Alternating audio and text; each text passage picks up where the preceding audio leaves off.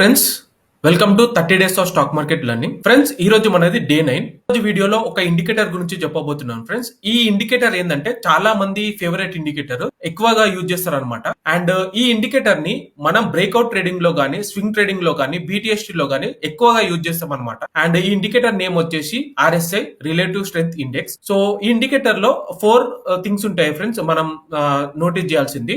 RSI below 40 అంటే over sold zone, 40 to 60 అంటే no trade zone, 60 to 80 అంటే trading zone, 80 to 100 is the over bat zone. మనం ఎప్పుడైనా సరే ట్రేడ్ తీసుకునేటప్పుడు RSI 60 to 80 మధ్యలో ఉంటేనే మాత్రమే తీసుకోవాలి ఫ్రెండ్స్.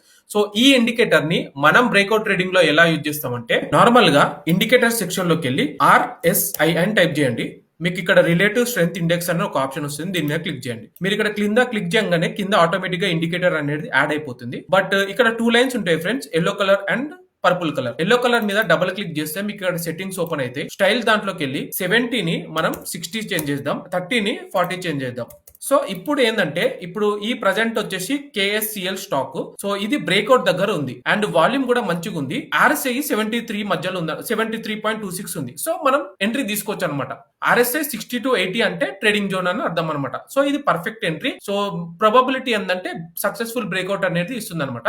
సో మీలో ఎంతమంది RSI యూజ్ చేస్తారో కామెంట్ సెక్షన్ లో కామెంట్ చేయండి అండ్ మీ ఫ్రెండ్స్ అండ్ ఫ్యామిలీకి ఈ వీడియోని షేర్ చేయండి.